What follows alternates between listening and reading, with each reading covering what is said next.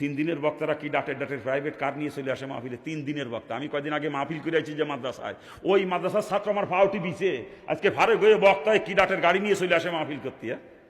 আর আমি 25 বছর একটা গাড়ি কিনতে পারি না এখনো পর্যন্ত, অথচ প্রতি মাসে একটা গাড়ি কেনার টাকা আমি কামাই করি প্রতি মাসে। ওই টাকা যে একত্রিত করে গাড়ি কিনবো সে সুযোগ এখনো করতে পারি নাই। দোয়া করবেন। যে সমস্ত বক্তাদের নিজেদের গাড়ি নাই তারা ভাড়ার গাড়ি নিয়ে চলে আসে মাহফিলে, ভাড়ার গাড়ি। আমি একটা ভাড়ার গাড়িও আনি না। কেন জানেন আপনারা? একটা গাড়ি যদি ভাড়া করে আনি, একটা গাড়ির পিছনে প্রতিদিন 5-6 হাজার টাকা খরচ আছে মিনিমাম। আমার বাসে আসলে পরে 1-1.5 হাজার টাকা হয়ে যায়, আপ ডাউন দিয়ে 1-1.5 হাজার টাকা। আমি ওই টাকা খরচ করি না, গাড়ির পিছনে খরচ না করে ওইটা মাদ্রাসার পিছনে খরচ করি। আমার একটু কষ্ট হয় চলতে, ঠিক আছে, একটু কষ্ট হয়। এক এক বক্তার সাথে খাদেন থাকে 3 জন 4 জনও আছে না? আরে 3 নাম্বার বক্তাদের তার সাথে কমপক্ষে 2 জন থাকে 3 নাম্বার বক্তার সাথে, আর 2 নাম্বার বক্তার সাথে 4 জন 5 জন থাকে। আজকেও আইসে এরকম দেখছি। কি কথা ঠিক না?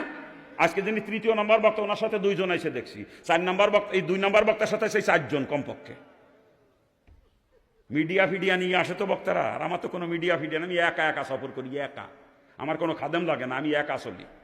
কারণ একজন খাদেম রাখলে তার পিছনে খরচ হয়, কারণ আমার তো প্রাইভেট কার নাই, গাড়িতে বসাই নিয়ে আসলে আপ ডাউন কোনো খরচ নাই তার পিছনে। কিন্তু আমার তো কার নেই, আমি যদি খাদেম আনতে হয় আমার বাস ভাড়া দিয়ে লাগবে, আমার যে টাকা খরচ হয় রাস্তায় খাদেমের পিছনে সেই টাকা চলে যায়।